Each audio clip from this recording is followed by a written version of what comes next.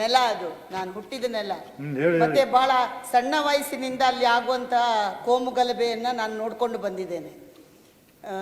ನಮ್ಮ ಕಣ್ಣಿಗೆ ಎಲ್ಲರಿಗೆ ಏನು ಮಾಡಿದ್ದಾರೆ ಅವರು ಅಮಾಯಕರಾಗಿ ಕಾಣ್ತಾರೆ. ಬೆಂಕಿ ಹಚ್ಚಿದ್ರೆ ಅಮಾಯಕರು, ಸತ್ತೋದ್ರೆ ಅಮಾಯಕರು, ಕುಕ್ಕರಲ್ಲಿ ಬಾಂಬ್ ಬ್ಲಾಸ್ಟ್ ಆದರೆ ಅಮಾಯಕರು, ಈ ರೀತಿ ಅಮಾಯಕರು ಅಂತ ಅನಿಸ್ಬೋದು. ನಾನು ಭಾಳ ಹೇಳಿಕೆ ಹೋಗೋದಿಲ್ಲ. ಕೋಮು ಸೌಹಾರ್ದತೆಯನ್ನು ಕಾಪಾಡಲಿಕ್ಕೆ ನೀವೇನು ಆ್ಯಕ್ಷನ್ ಫೋರ್ಸನ್ನು ಇಲ್ಲಿ ತಂದು ಇಟ್ಟಿದ್ದೀರಾ, ನೀವು ಯಾವ ಫೋರ್ಸ್ ಬೇಕಾದರೆ ಇಡ್ರಿ. ಯಾಕೆಂದರೆ ಹೇಳ್ತಾರೆ ಮುಖ್ಯಮಂತ್ರಿಗಳು ಹೋಗಿ ಅವರಿಗೆ ದುಡ್ಡು ಕೊಟ್ಟರು, ಇನ್ನೊಬ್ಬರ ಕಡೆಗೆ ಹೋಗಲಿಲ್ಲ ಅಂತ. ಅದಕ್ಕಿಂತ ದೊಡ್ಡ ಪ್ರಮಾಣದಲ್ಲಿ ಕೊಲೆ ಆದವನ ಮನೆಗೆ ಹೋಗೋದಿಲ್ಲ ಸರ್ಕಾರ, ಕೊಲೆ ಮಾಡಿಸಿದವರ ಕಡೆಗೆ ಹೋದದಂಥ ಭಾಳಷ್ಟು ಇಷ್ಟು ಉದ್ದ ಲೀಸ್ಟ್ ನನ್ನ ಹತ್ರ ಇದೆ. ಉದಾಹರಣೆ, ನಮ್ಮ ಮನೆ ಹತ್ರನೇ ಬೆಂಕಿ ಹಚ್ಚಿ ದೇವಸ್ಥಾನಕ್ಕೆ ಎಷ್ಟು ದುಡ್ಡು ಬಂತು, ಬೆಂಕಿ ಹಚ್ಚಿದ ಮಸೀದಿಗೆ ಎಷ್ಟು ಬಂತು, ದೇವಸ್ಥಾನಕ್ಕೆ ಹೊಡೆದಾಗ ಎಷ್ಟು ಬಂತು, ಇದೆಲ್ಲ ಲೀಸ್ಟ್ ನಮ್ಮ ಹತ್ರ ಇದೆ. ಆಮೇಲೆ ಆ ಕೇಸ್ನಲ್ಲಿ ನಾವು ಅನುಭವಿಸಿ ಲಾಠಿಯನ್ನು ಏಟನ್ನು ತಿಂದವಳು ನಾನಿದ್ದೇನೆ ಇಲ್ಲಿ. ಆದ್ದರಿಂದ ಕೋಮು ಸೌಹಾರ್ದತವಾಗಿ ಇರಬೇಕಂತ ಆದರೆ ನನಗೆ ಈಗ ಅನಿಸೋದು, ಈ ಸರ್ಕಾರದ ನೀತಿಗಳನ್ನೆಲ್ಲ ನೋಡಿದ ನಂತರ ದನ ಸತ್ತರೆ ಸುಮ್ಮನೆ ಕೂತ್ಕೊಳ್ಬೇಕು, ಯಾರು ಹೋಗಿ ಹೇಳ್ಬಾರ್ದು, ಯಾರ ಲವ್ ಜೀವ ಅದಾದರೆ ನಾವು ಮಾತಾಡಬಾರ್ದು. ಆಮೇಲೆ ಏನಾದರೂ ಕೂಡ ಈ ಸಮಾಜದಲ್ಲಿ ಹಿಂದೂಗಳಿಗೆ ಏನಾದರೂ ಕೂಡ ನಾವು ಯಾರು ಮಾತಾಡಬಾರ್ದು. ಮಾತಾಡೋದಿದ್ರೆ, ಎದುರು ಬರೋದಿದ್ರೆ ಈ ರಾಜ್ಯದಲ್ಲಿ ಕೋಮು ಸೌಹಾರ್ದ ಇರುತ್ತೆ. ಆದರೆ ಕೆಲವರಿಗೆ ತಡೆಯಲ್ಲ. ಆ ನೋವು ಆ ಸಮಾಜಕ್ಕೆ ಆಗ ಉದ್ವೇಗ ಆಗುತ್ತೆ, ಕೋಮು ಸೌಹಾರ್ದ ನಿಲ್ಲುತ್ತದೆ. ಒಂದೇ ಸಭಾಪತಿಗಳೇ, ಕೊನೆಯದಾಗಿ ನಾವು ಯಾವಾಗ ಅಪರಾಧಿಗಳನ್ನ ನೀವು ಶಿಕ್ಷೆ ಮಾಡದೆ ಅವರನ್ನು ಸಾಕ್ತೀರಾ, ಆಗ ಕೋಮು ಸೌಹಾರ್ದ ಬಂದೇ ಬರುತ್ತೆ, ಅದು ನಿಲ್ಲಲ್ಲ. ನೀವು ಯಾವ ಫೋರ್ಸ್ ಅಲ್ಲ, ಆರ್ಮಿ ತಂದು ನಿಂತರೂ ಏನು ಮಾಡೋದಿಲ್ಲ. ಯಾವಾಗ ಅಪರಾಧಿಗಳು ತಪ್ಪು ಮಾಡಿದ್ರು, ಅದು ಯಾವುದೇ ಕೋಮಿನವರಾಗಿರ್ಬೋದು, ತಪ್ಪು ಮಾಡಿದಾಗ ಅವರನ್ನು ಶಿಕ್ಷೆ ಕೊಟ್ಟರೆ ಆ ತಪ್ಪನ್ನು ಮಾಡೋದಿಲ್ಲ. ತಪ್ಪು ಮಾಡಿದವರನ್ನ ಅಮಾಯಕರು, ಆಮೇಲೆ ಸಹೋದರರು ಅಂತ ಟ್ರೀಟ್ ಮಾಡಿದ್ರೆ ಇದು ಇವತ್ತಿದಲ್ಲ, ನಾನು ಹುಟ್ಟಿದಂದಿನಿಂದ ನೋಡ್ತಾ ಇದ್ದೇನೆ. ಇವತ್ತು ಸಭಾಪತಿಗಳ ಕೊನೆಯದು, ನಾನು ಬಾಸ್ಟನ್ಗೆಲ್ಲ ಹೋಗಿ ಬಂದೇವಲ್ಲ, ಇದು ಎಜುಕೇಷನ್ ಹಬ್, ನಮ್ಮ ದಕ್ಷಿಣ ಕನ್ನಡ ಜಿಲ್ಲೆ ಕೂಡ ಎಜುಕೇಷನ್ ಹಬ್ ಇದ್ದಂಗೆ. ಅಷ್ಟು ಚಂದ ಶಿಕ್ಷಣ. ನೀವೇನು ಹೇಳಿದ್ರಲ್ಲ, ಎಲ್ಲೆಲ್ಲಿ ಹೋಗ್ತಾರೆ ಮೈಸೂರಿಗೆಲ್ಲ, ಮೈಸೂರಿನವರೆಲ್ಲ ಬಂದು ಕಲಿಯೋದೇ ಮಂಗಳೂರಿಗೆ ಬರೋದು. ಎಷ್ಟು ಜನ ಹೊರ MBBS ಮಾಡಲಿಕ್ಕೆ ಹೊರ ದೇಶದವರು, ಇಂಜಿನಿಯರಿಂಗ್ ಮಾಡಲಿಕ್ಕೆ ಎಷ್ಟು ಜನ ಹೊರಗಿನವರು ಬರ್ತಾರೆ. ಎಲ್ಲ ಕಲೀಲಿಕ್ಕೆ ಇಷ್ಟಪಡೋದು ನಮ್ಮ ಎಲ್ಲರೂ ಕೂಡ ಬರೋದು ಮಂಗಳೂರಿಗೆ, ದಕ್ಷಿಣ ಕನ್ನಡ ಜಿಲ್ಲೆ. ಆದ್ರಿಂದ ಕೋಮು ಸೌಹಾರ್ದ ಇರಬೇಕಾದ್ರೆ ಹಿಂದೂಗಳೇ ನೀವೆಲ್ಲರೂ ಕೂಡ ಬಾಯಿ ಮುಚ್ಚಿ ಕೂತ್ಕೊಳ್ಳಿ. ಅವ್ರು ಏನ್ ಮಾಡಿದ್ರು ಬಾಯಿ ಮುಚ್ಚಿ ಕೂತ್ರೆ ಕೋಮು ಸೌಹಾರ್ದತೆ ಇರ್ತದೆ, ಇಲ್ಲದ್ರೆ ಆಗ್ತಿರಲ್ಲ. ನೋಡ್ರಿ, ಮಂತ್ರಿಗಳಿಲ್ಲ ಅಂತ ಕೊಟ್ಟಿನಿ ಎಲ್ಲರಿಗೂ. ಆಮೇಲೆ ಮಾನ್ಯ ಸಭಾಪತಿಗಳೇ, ಗೃಹ ಸಚಿವರು ಸದುದ್ದೇಶದಿಂದ ಕೋಮು ಸಾಮರಸ್ಯ ನೆಲೆಸಬೇಕು ಅನ್ನೋ ಕಾರಣಕ್ಕೋಸ್ಕರ ಒಂದು ಸ್ಪೆಷಲ್ ಟಾಸ್ಕ್ ಫೋರ್ಸ್ನ ಮಾಡಿದ್ವಿ ಅಂತ ಹೇಳಿದರು. ನನಗೆ ಹೇಳಿದ್ರು, ರೋಗದ ಅಡ್ಡ ಪರಿಣಾಮಕ್ಕೆ ಉಪಶಮನನೋ, ರೋಗದ ಮೂಲಕ್ಕೆ ಚಿಕಿತ್ಸೆನೋ. ರೋಗದ ಮೂಲಕ್ಕೆ ಚಿಕಿತ್ಸೆ ಅನ್ನೋದಾದರೆ ನೋಡಿ, ಭಾರತೀಯ ದರ್ಶನಗಳಲ್ಲಿ ದೇವನೊಬ್ಬ ನಾಮ ಹಲವು ಅನ್ನೋ ತತ್ವ ಇದೆ. ಇಲ್ಲಿ ಇಂಟಾಲರೆನ್ಸ್ ಇಲ್ಲ. ಭಾರತೀಯ ದರ್ಶನಗಳು ಸಕಲ ಜೀವಾತ್ಮಗಳಲ್ಲೂ ಲೇಷನ್ನೇ ಬಯಸು ಅಂತ ನಮ್ಮ ದರ್ಶನಗಳು ಹೇಳ್ತವೆ. ಬರೀ ಮನುಷ್ಯರು ಮಾತ್ರ ಅಲ್ಲ, ಮನುಷ್ಯನ ಕೊಲ್ಲೋದು ಮಾತ್ರ ಪಾಪ ಅಂತ ಹೇಳೋದಿಲ್ಲ, ಪ್ರಾಣಿಗಳನ್ನು ಕೊಲ್ಲೋದು ಕೂಡ ಪಾಪ ಅಂತ ಹೇಳುತ್ತೆ. ದಯೆಯೇ ಧರ್ಮದ ಮೂಲವಯ್ಯ, ದಯೆ ಇಲ್ಲದ ಧರ್ಮ ಅದಾವುದಯ್ಯ, ದಯೆ ಇರಬೇಕು ಸಕಲ ಜೀವಾತ್ಮಗಳಿಗೂ ಅಂತೇಳಿ ಬಸವಣ್ಣವರು ವಚನಗಳ ಮೂಲಕ ನಿಜ ಧರ್ಮದ ಅರ್ಥವನ್ನು ತಿಳಿಸುವಂಥ ಕೆಲಸವನ್ನು ಮಾಡಿದ್ರು. ಈಗ ಈ ದಯೆ ಧರ್ಮದ ಮೂಲ ಅನ್ನೋದು ತಪ್ಪನೋ ಅಥವಾ ಕೊಲ್ಲೋದನ್ನೇ ಕಾಯಕ ಮಾಡ್ಕೊಂಡಿರೋದು ತಪ್ಪು? ನಾನು ಹೇಳೋದು, ಕೆಲವು ಮತಗ್ರಂಥಗಳು ಇಂಟಾಲರೆನ್ಸನ್ನೇ ಇಟ್ಕೊಂಡು ಹುಟ್ಟುಬಿಟ್ಟಿದ್ದಾವೆ. ಆ ಇಂಟಾಲರೆನ್ಸ್ ಪರಿಣಾಮವಾಗಿ ಜಾಗತಿಕ ಭಯೋತ್ಪಾದನೆ. ನೀವು ಜಾಗತಿಕ ಭಯೋತ್ಪಾದನೆಯ ಮೂಲವನ್ನು ಹುಡುಕಿದರೆ ಇಂಟಾಲರೆನ್ಸ್, ಅಲ್ಲಿ ಟಾಲರೆನ್ಸ್ ಇದ್ದರೆ ಭಯೋತ್ಪಾದನೆಯೂ ಆಗಲ್ಲ, ಕಮ್ಯುನಲ್ ಕ್ಲಾಸ್ ಅಂತೂ ಆಗದೇ ಇಲ್ಲ. ಆ ಇಂಟಾಲರೆನ್ಸ್ ಯಾವುದ್ರ ಮೂಲಕ ಬರುತ್ತೆ? ಈಗ ನಾವು ಗೋವನ್ನು ಪೂಜಿಸ್ತೀವಿ, ಆ ಪೂಜಿಸ್ತಾರೆ ಅನ್ನೋ ಕಾರಣಕ್ಕೆ ಕೊಲ್ಲಬೇಕು ಅಂತ ಹೊಡ್ತಾರೆ. ಈಗ ನೋಡಿ, ನಿಮ್ಮ ಜಿಲ್ಲೆನಲ್ಲಿ 2 ಹೋರಿಕರುಗಳನ್ನು ಹತ್ಯೆ ಮಾಡಿದ್ರು. ಅವ್ರು ಪರ್ಪಸ್ ಕೆರಳಿಸ್ಬೇಕು ಅಂತ ಕೆಚ್ಚಲೆ ಹಾಕಿ ಕೊಯ್ದರು. ಪರ್ಪಸ್ ಕೆರಳಿಸ್ಬೇಕು ಅಂತ. ಗಬ್ಬದ ಹಸುವನ್ನು ಯಾಕೆ ಕಡಿದ್ರು? ಕೆರಳಿಸ್ಬೇಕು ಅಂತ. ಗಣಪತಿ ಮೆರವಣಿಗೆ ಮೇಲೆ ಯಾಕೆ ಕಲ್ಲು ಹೊಡಿತಾರೆ? ಕೆರಳಿಸ್ಬೇಕು ಅಂಥೇಳಿ. ಈಗ ಯಾಕೆ ಕೆರಳಿಸ್ಬೇಕು ಅಂತ ಹೇಳ್ತಾರೆ ಅಂದರೆ, ಅವ್ರ ಮತಗ್ರಂಥಗಳಲ್ಲಿ ಇಂಟಾಲರೆನ್ಸ್ ಇದೆ. ಮತಗ್ರಂಥಗಳಲ್ಲಿ ಅನ್ಯ ದೇವರುಗಳ ಬಗ್ಗೆ ಜಾಗನೇ ಇಲ್ಲ. ಈಗ ನಿಮಗೆ ಸಹಿಷ್ಣುತೆ ಅಂದರೆ ವಿಶ್ವನಾಥ್ ಅವರು ನಮಗೆ ಇಷ್ಟ ಇಲ್ಲ, ಆದರೂ ಸಹಿಸ್ಕೊಂಡಿದ್ದೀನಿ, ಇದು ಸಹಿಷ್ಣುತೆ. ಸಮಭಾವ ಅಂದರೆ ನಾವೆಲ್ಲರೂ ಈಕ್ವಲ್ ಆಗಿ ಟ್ರೀಟ್ ಮಾಡೋ ಸಮಭಾವ. ಸಮಭಾವವೇ ಇಲ್ಲದೆ ಇರೋದು ಸಹಿಷ್ಣುತೆ ಎಲ್ಲಿವರೆಗೆ? ಸಾಮರ್ಥ್ಯ ಇಲ್ಲದೆ ಇರೋವರೆಗೂ ಸಹಿಷ್ಣುತೆ. ಸಾಮರ್ಥ್ಯ ಬಂದ ಮೇಲೆ ಮುಗಿಸುವ ಕೆಲಸ ಇತಿಹಾಸದಲ್ಲಿ ನಾವು ಕಂಡಿದ್ದೇವೆ. ಇದಕ್ಕೆ ಚಿಕಿತ್ಸೆ ಕೊಡಬೇಕಾ? ಕೇವಲ ಅಡ್ಡ ಪರಿಣಾಮಗಳಿಗೆ ಮಾತ್ರ ಚಿಕಿತ್ಸೆ ಕೊಡಬೇಕಾ?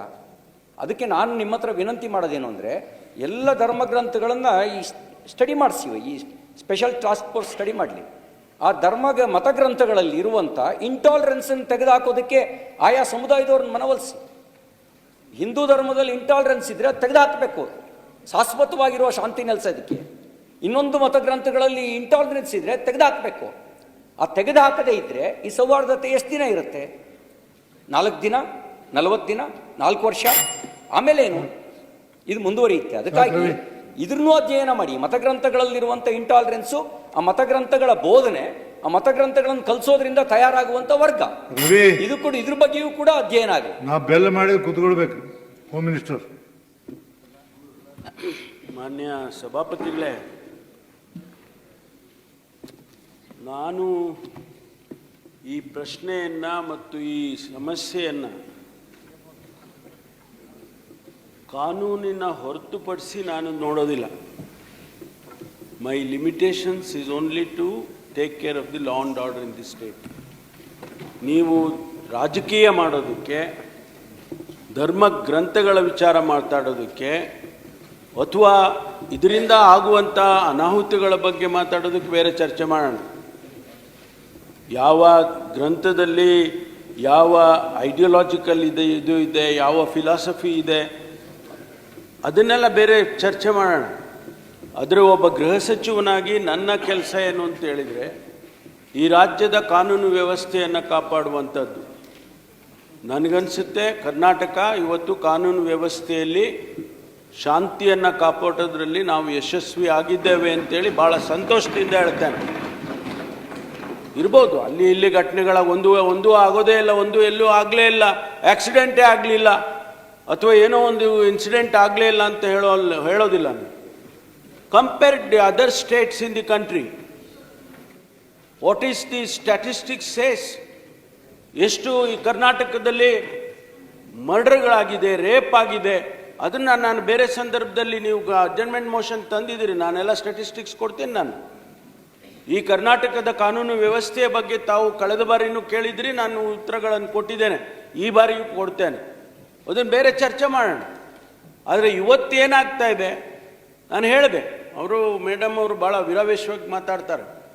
ದಕ್ಷಿಣ ಕನ್ನಡ ಜಿಲ್ಲೆ ಹೇಗಿತ್ತು, ಹೇಗಾಗಿದೆ ಅನ್ನೋದು ನೀವು ಅರ್ಥ ಮಾಡ್ಕೊಂಡಿದ್ದೀರಾ? ಮಾಡ್ಕೊಂಡಿಲ್ಲ. ನೀವು you have not understood your own town. ಮಾಡ್ಕೊಂಡಿಲ್ಲಮ್ಮ ನೀವು. ದಯವಿಟ್ಟು ಕೇಳಿ, ಕೂತ್ಕೊಳ್ಳಿ. ಹೌದು, ನೀವು ಮಾಡ್ಕೊಂಡಿದ್ರೆ ನಾವಲ್ಲೇ ಯಾಕೆ ಬರ್ತಿದ್ವಿ? ಯಾರು ನೀವು? ನಾವು ಯಾಕಲ್ಲಿ ಬಂದು ನಿಮಗೆ ಶಾಂತಿಯಿಂದ ಇರಿ ಅಂತ ಪಾಠ ಹೇಳ್ಬೇಕಾ? ನಿಮಗೆ ಪಾಠ ಹೇಳೋಕೆ ಬರ್ಬೇಕಾ? ನಾವು ಘಟ್ಟದ ಮೇಲೆ ಇರೋರು ಭಾಳ ಬುದ್ಧಿವಂತರು. ನೀವು ಶಾಂತಿ ಕಾಪಾಡಬೇಕು ಅಂತೇಳಿ ಅಲ್ಲಿ ಯಾವ ವಾತಾವರಣ ಇದೆ ಅದನ್ನು ಸರಿ ಮಾಡ್ಕೊಳ್ಳಿ ಅಂತ ಹೇಳೋದಕ್ಕೆ ನಾವು ಮಾಡಿದ್ದೇವೆ, ಬಿಟ್ಟು ಬೇರೆ ರಾಜಕೀಯ ಮಾಡೋದಕ್ಕಲ್ಲ. ಧಾರ್ಮಿಕ ವಿಚಾರಗಳನ್ನು ಚರ್ಚೆ ಮಾಡಿ ಧಾರ್ಮಿಕವಾಗಿ ನಾವು ಇದನ್ನು ತಗೊಂಡು ಹೋಗೋದಕ್ಕಲ್ಲ. ಶಾಂತಿಯಿಂದ ಇರಬೇಕು, ರಾಜ್ಯ ಇರಬೇಕು. ಕರ್ನಾಟಕದಲ್ಲಿ ಇವತ್ತು ಯಾಕೆ ಇನ್ವೆಸ್ಟ್ಮೆಂಟಿಗೆ ಕರ್ನಾಟಕಕ್ಕೆ ಬರ್ತಾರೆ? There is a political stability in the state. ಯಾರಾದರೂ ಇನ್ವೆಸ್ಟ್ ಮಾಡಬೇಕಾದ್ರೆ ಕರ್ನಾಟಕಕ್ಕೆ ಬಂದು, ಕಳೆದ ಬಾರಿ ಗ್ಲೋಬಲ್ ಇನ್ವೆಸ್ಟರ್ಸ್ ಮೀಟ್ ಆಯಿತು ಮಾನ್ಯ ಸಭಾಪತಿಗಳೇ, 10,22,000 ಕೋಟಿ ಇನ್ವೆಸ್ಟ್ಮೆಂಟಿಗೆ ಮೆಮೊರಾಂಡಮ್ ಆಫ್ ಅಂಡರ್ಸ್ಟ್ಯಾಂಡಿಂಗ್ ಸೈನ್ ಮಾಡಿದ್ರು. ಸ್ವಲ್ಪ ಕೇಳಿಯಪ್ಪ. ವಾಪಸ್ ಹೋಗ್ತಾರೆ. ಯಾಕೆಂದ್ರೆ ಇಲ್ಲಿ ವಾತಾವರಣ ಸರಿಯಾಗಿಲ್ಲ ಅಂತ ಹೋಗ್ತಾರೆ. ಮಂಗಳೂರಿನಲ್ಲಿ ವಾತಾವರಣ ಸರಿ ಇಲ್ಲ, ಇಲ್ಲಿ ವಾತಾವರಣ ಸರಿ ಇಲ್ಲ, ತುಮಕೂರಲ್ಲಿ ಸರಿ ಇಲ್ಲ ಅಂದ್ರೆ ಹೋಗ್ತಾರೆ. ವಾತಾವರಣ ಚೆನ್ನಾಗಿದೆ ಅಂತ ಹೇಳಿದ್ರೆ ಬರ್ತಾರಲ್ವಾ? Karnataka is the second largest invested atmosphere in the country. GST ನಾವು ಎರಡನೇ ಸ್ಥಾನದಲ್ಲಿದ್ದೀವಿ. ಯಾಕೆ? ಇದು ಪ್ರೋಗ್ರೆಸಿವ್ ಸ್ಟೇಟ್ ರೀ. Karnataka is a progressive state. Let us be happy about it. ನಾವು ಇದನ್ನ ನಿಗ್ರಹ ಮಾಡಬೇಕು ಅಂತೇಳಿ ಬೇಡ, ಅದ್ರ ಬಿಟ್ಬಿಡಿ, ಹಂಗೆ ಇದ್ಬಿಡ್ಲಾ? ಸರ್ಕಾರಕ್ಕೂ ಜವಾಬ್ದಾರಿ ಇದೆ. ಆದ್ದರಿಂದ ಮಾನ್ಯ ಸಭಾಪತಿಗಳೇ, ಇದನ್ನು ಎಕ್ಸ್ಟೆಂಡ್ ಮಾಡೋದು ಅಗತ್ಯ ಇಲ್ಲ. ಬೇರೆ ಬೇರೆ ಆಯಾಮಗಳನ್ನು ನಾವು ಇದಕ್ಕೆ ಸೇರಿಸೋ ಅಗತ್ಯ ನನಗೆ ಖಂಡಿತವಾಗಿ ಕಾಣೋದಿಲ್ಲ. ನನ್ನ ದೃಷ್ಟಿ as A home minister of the state, law and order is utmost important. ಆ ಜಾಗಗಳಲ್ಲಿ, ಆ ಕರಾವಳಿ ಪ್ರದೇಶದಲ್ಲಿ ಲಾ ಆ್ಯಂಡ್ ಆರ್ಡರ್ ಸ್ಟೆಬಿಲಿಟಿ ಇರಬೇಕು, ಶಾಂತಿ ಇರಬೇಕು, ಅಷ್ಟೇ ನಾನು ಕೇಳ್ತಾ ಇರೋದು. ಅಷ್ಟಕ್ಕೆ ಮಾತ್ರ ನಾವು ಸ್ಥಿಮಿತ ಆಗಬೇಕೆ ಬಿಟ್ಟರೆ beyond that point we should not go. Nagaraj. ಧನ್ಯವಾದಗಳು ಸಭಾಪತಿಗಳೇ. ನನ್ನ ಚುಕ್ಕೆ ಗುರುತಿನ ಪ್ರಶ್ನೆ 46 ಮಾನ್ಯ ಕಾನೂನು ಸಂಸದೀಯ ವ್ಯವಹಾರಗಳು ಮತ್ತು ಶಾಸನ ರಚನೆ ಹಾಗೂ ಪ್ರವಾಸೋದ್ಯಮ ಇಲಾಖೆ ಸಚಿವರಿಗೆ. ಸನ್ಮಾನ್ಯ ಅಧ್ಯಕ್ಷರೇ, ನಿಮ್ಮ ಅಪ್ಪಣೆ ಪಡೆದು ಮಾನ್ಯ ನಾಗರಾಜು ಅವರು ಕೇಳ್ತಕ್ಕಂಥ ಪ್ರಶ್ನೆಗೆ ಉತ್ತರವನ್ನು ಮಂಡಿಸಿದ್ದೇವೆ. ಮಾನ್ಯ ಸಭಾಪತಿಗಳೇ, ವಿಸ್ತೃತವಾಗಿರ್ತಕ್ಕಂತಹ ಡೀಟೇಲ್ ಆಗಿರ್ತಕ್ಕಂತಹ ಒಂದು ಉತ್ತರವನ್ನು ನೀಡಿದ್ದಾರೆ. ಅವರ ಮಾನ್ಯ ಸಚಿವರಿಗೆ ನಾನು ಅಭಿನಂದನೆಗಳನ್ನು ಸಲ್ಲಿಸ್ತೇನೆ. ವಿಶೇಷವಾಗಿ ಕರ್ನಾಟಕ ರಾಜ್ಯ ದೇಶದಲ್ಲೇ ಅತ್ಯುತ್ತಮವಾಗಿರ್ತಕ್ಕ ರಾಜ್ಯ ಮತ್ತು ಪ್ರವಾಸೋದ್ಯಮಕ್ಕೆ ತನ್ನದೇ ಆದಂತಹ ಐತಿಹಾಸಿಕ ಹಿನ್ನೆಲೆ ಉಳ್ಳಂತಹ ಒಂದು ರಾಜ್ಯ. ದೇಶದಲ್ಲಿ 5ನೇ ಸ್ಥಾನದಲ್ಲಿರ್ತಕ್ಕಂಥ ಕರ್ನಾಟಕ ರಾಜ್ಯ ಪ್ರವಾಸೋದ್ಯಮದಲ್ಲಿ ವಿದೇಶದಿಂದ ಆಕರ್ಷಣೆ ಮಾಡೋದಲ್ಲಿ 12ನೇ ಸ್ಥಾನದಲ್ಲಿರ್ತಕ್ಕಂಥದ್ದು ಹೆಮ್ಮೆ ಪಡ್ತಕ್ಕಂಥ ವಿಚಾರ.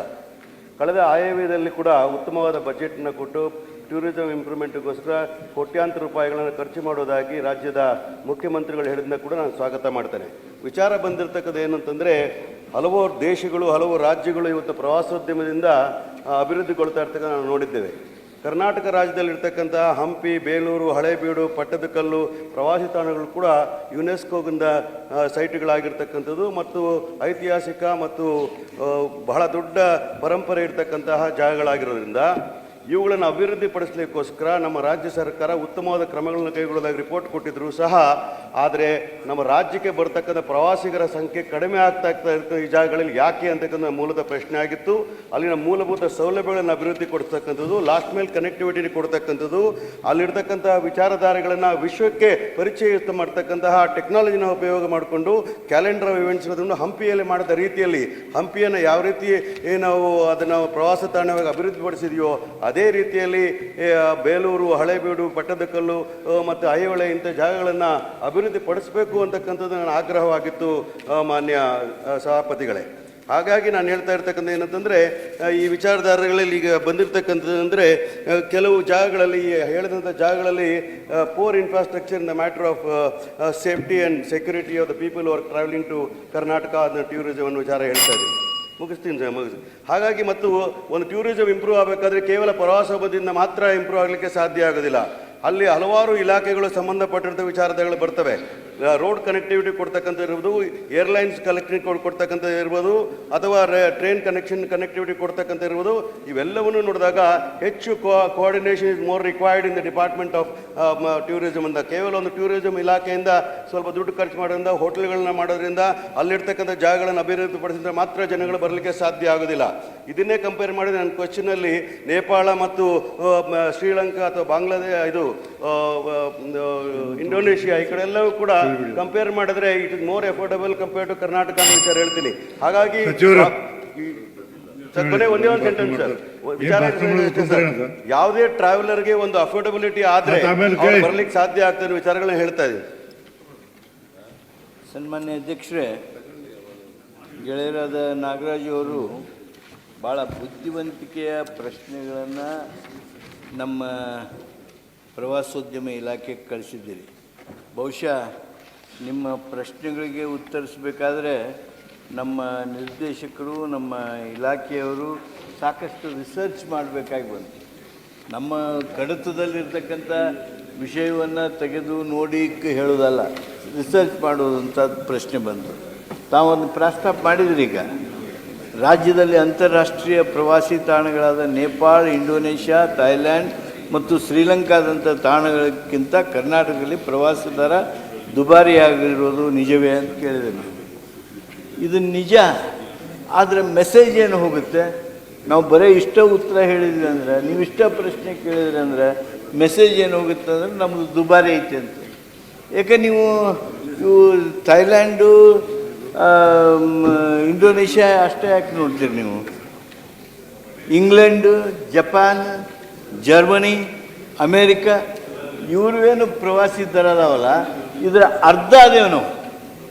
ಇಲ್ಲಿ ನಾವು ಸರ್ವಿಸ್ ಕೊಡ್ತೀವಿ, ಅಲ್ಲಿ ಸರ್ವಿಸ್ ಐತಿರೋದಿಲ್ಲ. ಆದ್ದರಿಂದ ಹಲವು ರಾಷ್ಟ್ರಗಳು ಅಭಿವೃದ್ಧಿ ಹೊಂದತಕ್ಕಂಥ ರಾಷ್ಟ್ರಗಳು, ಅಭಿವೃದ್ಧಿ ಹೊಂದಿರತಕ್ಕಂಥ ರಾಷ್ಟ್ರಗಳಿಗೆ ಹೋಲಿಕೆ ಮಾಡಿದಾಗ ನಮ್ಮ ಕರ್ನಾಟಕದ ಪ್ರವಾಸ ಮಾಡುವವರಿಗೆ ದರ ಸಾಕಷ್ಟು ಅಫೋರ್ಡೆಬಲ್ ಇದೆ ಅನ್ನೋದನ್ನು ನಾನು ಈ ಸಂದರ್ಭದಲ್ಲಿ ಹೇಳೋದಕ್ಕೆ ಬಯಸ್ತೀನಿ. ಜೊತೆಗೆ ಅವರು ಹಂಪಿ ಬಗ್ಗೆ ಹೋಲಿಕೆ ಮಾಡಿಕೊಂಡು ತಾವು ಕೇಳಿದ್ದೀರಿ, ಹಂಪಿ ಒಳಗೆ ಅಷ್ಟು ಮಾಡಿದ್ದಾರೆ, ಇಲ್ಯಾಕೆ ಬೇಲೂರು, ಹಳಬೀಡು, ಸೋಮನಾಥಪುರ ಮಾಡಿಲ್ಲ? ಎಸ್, ನಾವು ಮಾಡೋದರಲ್ಲಿ ವಿಫಲರಾಗಿದ್ದೇವೆ. ಏನು ವರ್ಲ್ಡ್ ಹೆರಿಟೇಜ್ ಸೈಟ್ ಆಗೋದಕ್ಕೆ ಏನೂ ತೊಂದರೆ ಆಗೋದಿಲ್ಲ, ಅಲ್ಲಿ ನಾವು ಮೂಲಭೂತ ಸೌಲಭ್ಯವನ್ನು ಸಹಿತ ಸೃಷ್ಟಿ ಮಾಡಿಲ್ಲ. ಈಗ ನಾವು ಇಂಥ ಏನು ಅತ್ಯಂತ ಮಹತ್ವದ ತಾಣಗಳು ಇವೆ, ಅಲ್ಲಿ ವಿಶೇಷವಾದ ರೀತಿಯೊಳಗೆ ಮೂಲಭೂತ ಸೌಕರ್ಯ ಒದಗಿಸೋದಕ್ಕೆ ಪ್ರಯತ್ನ ಮಾಡ್ತಾಯಿದ್ದೇವೆ. ಈಗ ಹಳಬೀಡು, ಬೇಲೂರು, ಸೋಮನಾಥಪುರದೊಳಗೆ ಮಾಸ್ಟರ್ ಪ್ಲ್ಯಾನನ್ನು ಮಾಡಿದ್ದೇವೆ. ಅದರ ಜೊತೆಗೆ ಮೂಲಭೂತ ಸೌಕರ್ಯಗಳ ಅಭಿವೃದ್ಧಿಗಾಗಿ ಈಗಿನ ಇದೇ ವರ್ಷದ ನಮ್ಮ ಕ್ರಿಯಾ ಯೋಜನೆಯೊಳಗೆ 2 ಕೋಟಿ ರೂಪಾಯಿಯನ್ನು ನಾವು ಈಗಾಗಲೇ ಒದಗಿಸಿದ್ದೇವೆ. ಹಾಗೂ ಇವುಗಳನ್ನು ಒಂದು ಉತ್ತಮವಾಗಿರ್ತಕ್ಕಂಥ ಕೇವಲ ಆ ಒಂದು ಐತಿಹಾಸಿಕ ಸ್ಥಳಗಳಿಗೆ ಮಾತ್ರವಲ್ಲ, ಅದರ ಸುತ್ತು ಪರಿಸರವನ್ನು ಸಹಿತ ಶ್ರೇಷ್ಠ ರೀತಿಯೊಳಗೆ ಅಭಿವೃದ್ಧಿಪಡಿಸೋದಕ್ಕೆ ನಮ್ಮ ಟೂರಿಸಂ ಇಲಾಖೆ ಈಗಾಗಲೇ ನಿರ್ಣಯ ತೆಗೆದುಕೊಂಡಿದೆ. ಸನ್ಮಾನ್ಯ ಮುಖ್ಯಮಂತ್ರಿಗಳ ಜೊತೆಗೆ ಈ ಬಗ್ಗೆ ಚರ್ಚೆ ಮಾಡಿದ್ದೇವೆ. ಅದಕ್ಕೆ ಬೇಕಾಗುವಂಥ ಒಂದು ವಿಶೇಷ ಅನುದಾನ ಸಹಿತ ಕೊಡೋದಕ್ಕೆ ಅವರು ಒಪ್ಪಿಕೊಂಡಿದ್ದಾರೆ.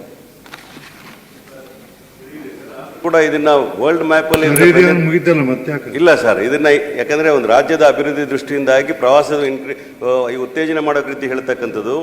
ನಾವು ಅಲ್ಲಿ ನಡೀತಕ್ಕಂಥ ಈವೆಂಟ್ಗಳು, ಕ್ಯಾಲೆಂಡರ್ ಆಫ್ ಈವೆಂಟ್ಗಳನ್ನು ವಿಶ್ವಕ್ಕೆ ಪರಿಚಯ ಮಾಡಿಕೊಡ್ಲಿಕ್ಕೆ ವೆಲ್ ಇನ್ ಅಡ್ವಾನ್ಸ್ ಮಾಡಿದ್ರೆ ಮಾತ್ರ ಜನಗಳು, ವಿದೇಶಿ ಪ್ರವಾಸಿಗರು ಬರಲಿಕ್ಕೆ ಅವ್ರು ಪ್ಲ್ಯಾನ್ ಮಾಡ್ಕೊಳ್ಳಿಕ್ಕೆ ಆಗ್ತದೆ. ಮತ್ತು ನಾವು ಆ ಜಾಗಗಳ ಬಗ್ಗೆ ಇನ್ನೂ ಹೆಚ್ಚು ಪ್ರಚಾರ ಮಾಡಲಿಕ್ಕೋಸ್ಕರ ಡಿಜಿಟಲ್ ಮಾರ್ಕೆಟಿಂಗ್ನ ಮಾಡ್ತಕ್ಕಂಥದ್ದು ಇರ್ಬೋದು. ಮತ್ತು ಅಲ್ಲಿ ಕಟ್ತಕ್ಕಂಥ ಹೋಟೆಲ್ಗಳು ಈಗ ಏನು ಕೊಡ್ತಾ ಇದ್ದಾರೋ, ಸರ್ಕಾರಿ ಸ್ವಾಮ್ಯದಿಂದ ಕಟ್ತಾ ಇದ್ದಾರೋ, ಅಥವಾ PPP ಮಾಡಲಿಂದ ಕಟ್ತಾ ಇದ್ದಾರೋ, ಅಥವಾ ಡೈರೆಕ್ಟ್ ಬೇರೆ ಯಾರು ಇನ್ವೆಸ್ಟ್ಮೆಂಟ್ ತಗೊಂಡು ಅಪ್ರೂವ್ ಮಾಡ್ತಾ ಇದ್ದಾರೋ ಅಂತ ವಿಚಾರಗಳನ್ನು ಕೂಡ ಹೇಳಬೇಕಾಗ್ತದೆ. ಯಾಕಂದರೆ ಈ ಜಾಗಗಳು ಬಹಳ ಪವಿತ್ರವಾಗಿರ್ತಕ್ಕಂಥ ಜಾಗಗಳು, ಒಂದು ವಿಶೇಷವಾಗಿ ದೇವಸ್ಥಾನಗಳಿರ್ತಕ್ಕಂಥ ಒಂದು ಆಕರ್ಷಕ ಜಾಗಗಳು ಮತ್ತು ಭಕ್ತಾದಿಗಳು ಬರ್ತಕ್ಕಂಥ ಜಾಗ ಕೂಡ ಹೌದು. ಹಾಗಾಗಿ ಕೇವಲ ಈ 4-5 ಜಾಗಗಳು ನಾನು ಹೇಳಿದ ಮಾತ್ರ ಅಲ್ಲ, ರಾಜ್ಯದಲ್ಲಿದ್ದ ಪ್ರವಾಸೋದ್ಯಮ ಒಂದು ಉದ್ಯಮವಾಗಿ ಪರಿವರ್ತಿಸಲು ಯುವಕರಿಗೆ ಅವಕಾಶ ಕೊಡಲಿ ರೀತಿಯಲ್ಲಿ ಮಾಡಬೇಕು. ಮತ್ತು 8,000 ಕೋಟಿ ರೂಪಾಯಿಗಳ ಡೈರೆಕ್ಟ್ ಇನ್ವೆಸ್ಟ್ಮೆಂಟ್ ಬಗ್ಗೆನೂ ಪ್ರಸ್ತಾಪ ಮಾಡಿದ್ದಾರೆ. ಅದೇನಾದರೂ ಕೂಡ ಬಂದಿದೆಯಾ ಅನ್ನೋ ವಿಚಾರಗಳನ್ನು ಕೂಡ ಮಾನ್ಯ ಸಚಿವರಲ್ಲಿ ಕೇಳ್ತಾ ಇದ್ದೀವಿ. ಸನ್ಮಾನ್ಯ ಅಧ್ಯಕ್ಷರೇ, ಸನ್ಮಾನ್ಯ ನಾಗರಾಜ್ ಅವರಿಗೆ ನಾನು ಹೇಳೋದಿಷ್ಟೇ, ಲೇಸರ್ ಸ್ಕ್ಯಾನಿಂಗ್ ಔಟ್ಪುಟ್ಗಳನ್ನು 3D ದೃಶ್ಯೀಕರಣ, ವರ್ಚುವಲ್ ಪ್ರವಾಸೋದ್ಯಮ, ದರ್ಶನಗಳು, ಡಿಜಿಟಲ್ ಪುನರ್ನಿರ್ಮಾಣ ಮತ್ತು ಮಾಪನ ವಿಶ್ಲೇಷಣೆಗಾಗಿ ಬಳಸ್ತಕ್ಕಂಥ ಎಲ್ಲ ಟೆಕ್ನಾಲಜಿಯನ್ನು ನಾವು ಬಳಕೆ ಮಾಡ್ಕೊಳ್ತಾ ಇದ್ದೀವಿ. ತಾವೇನು ನಿರೀಕ್ಷೆ ಮಾಡ್ತಾಯಿದ್ದೀರಿ, ಅಪೇಕ್ಷೆ ಮಾಡ್ತಾಯಿದ್ದೀರಿ, ಆ ಒಂದು ದಾರಿಯಲ್ಲಿ ನಾವಿದ್ದೇವೆ. ಇನ್ನೂ ಹೆಚ್ಚಿನದಾಗಿರ್ತಕ್ಕಂಥ ತಾವೇನು ಪ್ರವಾಸೋದ್ಯಮವನ್ನು ಉದ್ಯಮವನ್ನಾಗಿನ ನೋಡಬೇಕು, ಆ ವಾಣಿಜ್ಯೀಕರಣ ನಮ್ಮ ಉದ್ದೇಶ ಅಲ್ಲ. ಉದ್ಯಮ ನಿಜ, ಆದರೆ ವಾಣಿಜ್ಯೀಕರಣ ನಮ್ಮ ಉದ್ದೇಶ ಅಲ್ಲ. ಈಗ ನಮ್ಮ ಭಾಗದವ್ರನ್ನ, ಉತ್ತರ ಕರ್ನಾಟಕದವರು ಈ ದಕ್ಷಿಣ ಕರ್ನಾಟಕಕ್ಕೆ ಗುಡಿ ಮಠ ಅಡ್ಡಾಡ್ಕೋತ ಬರ್ತಾರೆ. ಅದು ವಾಣಿಜ್ಯೀಕರಣ ಅಲ್ಲ. ಅಲ್ಲಿ ಭಾರಿ ಎಂಪ್ಲಾಯ್ಮೆಂಟು ಗೇನ್ ಆಗಲ್ಲ, ಭಾರಿ ಇನ್ಕಮ್ಮು ಜನ್ರೇಟ್ ಆಗಲ್ಲ. ಅಲ್ಲಿ ಫಿಲಾಂಥ್ರಫಿಸ್ಸು, ಅಲ್ಲಿ ಟೆಂಪಲ್ನವರು, ಅಲ್ಲಿ ಮಠದವರು, ಅದು ಕೊಲ್ಲೂರು ಮಠ ಇರ್ಬೋದು, ಇಡಗುಂಜಿ ಗಣಪನ ಗುಡಿ ಇರ್ಬೋದು, ಧರ್ಮಸ್ಥಳ ಇರ್ಬೋದು, ಅದೇ ರೀತಿ ಹೊರನಾಡು ಇರ್ಬೋದು. ಇಲ್ಲೆಲ್ಲ ಯಾರು ಪ್ರವಾಸಿಗರು ಬರ್ತಾರ ಅವ್ರಿಗೆ ಊಟ ಉಪಚಾರ ಸಹಿತ ಮಾಡ್ತಾರೆ ಉಚಿತವಾಗಿ. ಅಂಥ ಒಂದು ವಾತಾವರಣ ಇದೆ. ವಾಣಿಜ್ಯೀಕರಣ ಮಾಡೋದಿಲ್ಲ, ಆದರೆ ಪ್ರವಾಸೋದ್ಯಮವನ್ನು ಶಕ್ತಿಶಾಲಿಯಾಗಿ ಆಕರ್ಷಣೆ ಮಾಡ್ತಕ್ಕಂಥ ಒಂದು ಕ್ಷೇತ್ರವಾಗಿ ನಾವು ಬೆಳವಣಿಗೆಯನ್ನು, ಅಭಿವೃದ್ಧಿಯನ್ನು ಪಡಿಸ್ತೀವಿ. ಪ್ರತಾಪ್ ಸಿಂಹ ನಾಯ್ಕ್, ಮುಖ್ಯಮಂತ್ರಿ. ಧನ್ಯವಾದಗಳು ಸಭಾಪತಿಗಳೇ. ಸಭಾಪತಿಯವರ ಉತ್ತರವನ್ನು ಮುಗಿಸಲಾಗಿದೆ. ಕೇಳಲಿಲ್ಲ. ಕೇಳ್ತಾ ಇದ್ದೀರಾ? ಹೌದು ಇಲ್ಲ, ಪರವಾಗಿಲ್ಲ. ನಮ್ಮ ಅಧಿವೇಶನಕ್ಕೆ ಸನ್ಮಾನ್ಯ ಮುಖ್ಯಮಂತ್ರಿಗಳು ಮೊದಲ ಬಾರಿ ಬಂದಿದ್ದಾರೆ ಈ ಅಧಿವೇಶನದಲ್ಲಿ. ನನಗೆ ಮೊದಲ ಪ್ರಶ್ನೆ ಕೇಳುವ ಅವಕಾಶ ಸಿಕ್ಕಿದ್ದಕ್ಕಾಗಿ ಧನ್ಯವಾದಗಳು. ಖುಷಿ ಪಟ್ಟು ಬಿಟ್ಟು ಸಾಕು. ಹೇಳ್ರಿ ನಾಯಕ್. ನನ್ನ ಚುಕ್ಕೆ ಗುರುತಿನ ಪ್ರಶ್ನೆ ಸಂಖ್ಯೆ 47 ಸನ್ಮಾನ್ಯ ಮುಖ್ಯಮಂತ್ರಿಗಳಿಗೆ. ಕೇಳಿದ್ದಾರೆ ಹಾಂ, ಹೇಳಿದ್ದಾರೆ ಕೇಳಿದ್ದೀನಿ, ಕೇಳಿ. ಆಯ್ತು ನಾಯಕರಿಂದ. ಸಂವಿಧಾನದ ಆಶಯದಂತೆ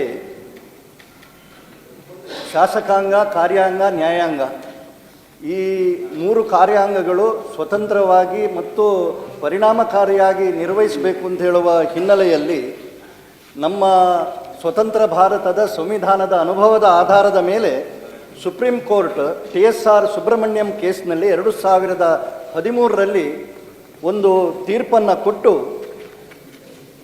ಕೇಂದ್ರ ಮತ್ತು ರಾಜ್ಯಗಳಲ್ಲಿ ಸಿವಿಲ್ ಸರ್ವಿಸ್ ಬೋರ್ಡ್. ಹೆಚ್ಚಿನ ವಿಡಿಯೋಗಳಿಗೆ ಪ್ರತಿಧ್ವನಿ ಯೂಟ್ಯೂಬ್ ಚಾನೆಲ್ ಸಬ್ಸ್ಕ್ರೈಬ್ ಮಾಡಿ, ಬೆಲ್ ಐಕಾನ್ ಕ್ಲಿಕ್ ಮಾಡಿ.